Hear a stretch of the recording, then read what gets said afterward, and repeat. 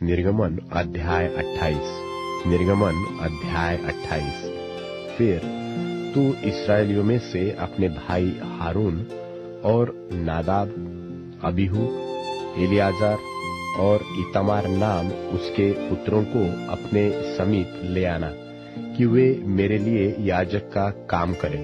और तू अपने भाई हारून के लिए विभव और शोभा के निमित्त पवित्र वस्त्र बनवाना। और जितनों के हृदय में बुद्धि है, जिनको मैंने बुद्धि देने वाले आत्मा से परिपूर्ण किया है, उनको तू हारून के वस्त्र बनाने की आज्ञा दे कि वह मेरे निमित्त याजक का काम करने के लिए पवित्र बने। और जो वस्त्र उन्हें बनाने होंगे वे ये हैं, अर्थात सीनाबंद और एपोद और जामा, 4 खाने का अंगरखा, पुरोहित का टोप और कमरबंद। यही पवित्र वस्त्र तेरे भाई हारून और उसके पुत्रों के लिए बनाए जाए कि वे मेरे लिए याजक का काम करें। और वे सोने और नीले और बैंजनी और लाल रंग का और सूक्ष्म सनी का कपड़ा लें। और वे एपोद को सोने और नीले, बैंजनी और लाल रंग के कपड़े का और बटी हुई सूक्ष्म सीने के कपड़े का बनाए, जो कि निपुण कढ़ाई के काम करने वाले के हाथ का काम हो।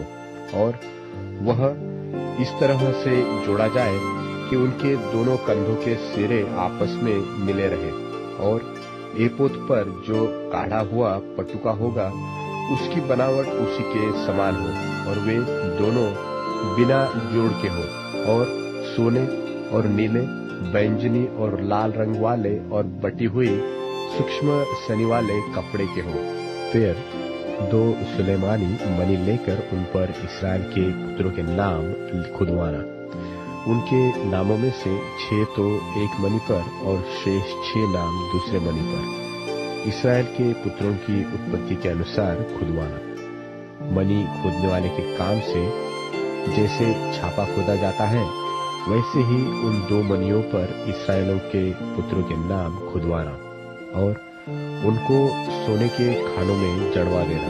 और दोनों मणियों को एपोद के कंधों पर लगवाना। वे इस्राएलियों के निमित्त स्मरण दिलाने वाले मणि ठहरेंगे, अर्थात हारून उनके नाम यहोवा के आगे अपने दोनों कंधों पर स्मरण के लिए लगाए रहे।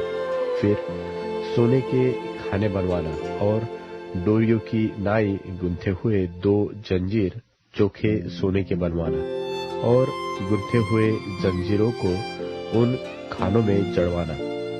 फिर न्याय की चपरास को भी कढ़ाई के काम का बनवाना। एपोद की नाई सोने और नीले, बैंजनी और लाल रंग के और बटी हुई सूक्ष्म सनी के कपड़े की उसे बनवाना। वह चौकोर और दोहरी हो और उसकी लंबाई और चौड़ाई 1 बित्ते की हो, और उसमें 4 पांति मणि जड़ाना। पहली पांति में तो माणिक्य, पद्मराग और लाडली हो, दूसरी पांति में मरकत, नीलमणि और हीरा, तीसरी पांति में लशम, सूर्यकांत और नीलम, और चौथी पांति में फिरोजा, सुलेमानी, मणि और यशम हो। ये सब सोने के खानों में जड़े जाए। और इस्राएल के पुत्रों के जितने नाम है उतने मणि हो, अर्थात उनके नामों की गिनती के अनुसार 12 नाम खुदे। 12 गोत्रों में से एक का नाम एक मणि पर ऐसे खुदे जैसे छापा खोदा जाता है। फिर चपरास पर डोरियों की नाई गुंथे हुए चोखे सोने की जंजीर लगवाना और चपरास में सोने की 2 कड़ियां लगवाना और दोनों कड़ियों को चपरास के दोनों सिरों पर लगवाना। और सोने के दोनों गुत्थे जंजीरों को उन दोनों कड़ियों में जो चपरास के सिरों पर होंगी लगवाना। और गुथे हुए दोनों जंजीरों के दोनों बाकी सिरों को दोनों खानों में जड़वा के एपोद के दोनों कंधों के बंधनों पर उनके सामने लगवाना। फिर सोने की 2 और कड़ियां बनवाकर चपरास के दोनों सिरों पर उसकी उस कोर पर जो एपोद की भीतर की ओर होगी लगवाना। फिर उनके सिवाय सोने की 2 और कड़ियां बनवाकर एपोद के दोनों कंधों के बंधनों पर नीचे से उसके सामने और उसके जोड़ के पास एपोद के काढ़े हुए पटुकों के ऊपर लगवाना। और चपरास अपनी कड़ियों के द्वारा एपोद की कड़ियों में नीले फीते से बांधी जाए। इस रीति वह एपोद के काढ़े हुए पटुके पर बनी रहे और चपरास एपोद पर से अलग न होने पाए। और जब जब हारून पवित्र स्थान में प्रवेश करे तब तब वह न्याय की चपरास पर अपने हृदय के ऊपर इस्राएलियों के नाम को लगाए रहे, जिससे यहोवा के सामने उनका स्मरण नित्य रहे। और तू न्याय की चपरास में उरीम और तुमीम को रखना।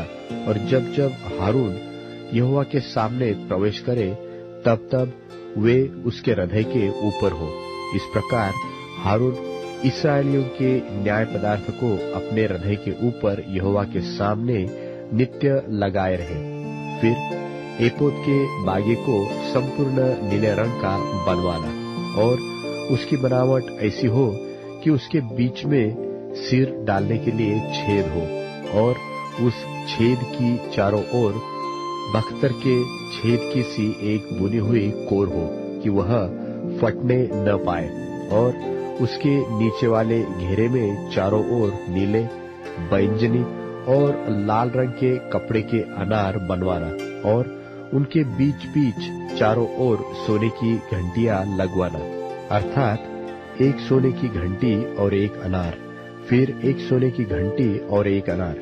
इसी रीति बागे के नीचे वाले घेरे में चारों ओर ऐसा ही हो।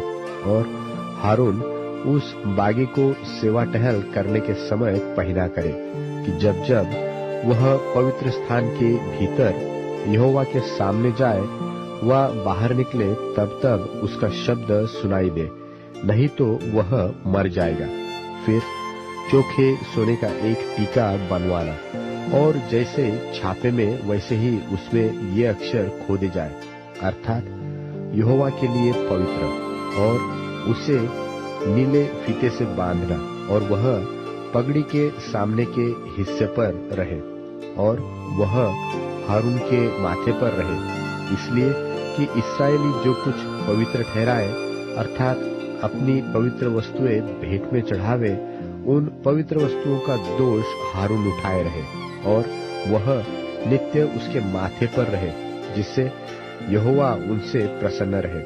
और अंगरखे को सूक्ष्म सनी के कपड़े का चारखाना बुनवाना और एक पगड़ी भी सूक्ष्म सनी के कपड़े की बनवाना और कारचो भी काम किया हुआ एक कमरबंद भी बनवाना। फिर हारून के पुत्रों के लिए भी अंगरखे और कमरबंद और टोपियां बनवाना। ये वस्त्र भी विभव और शोभा के लिए बने।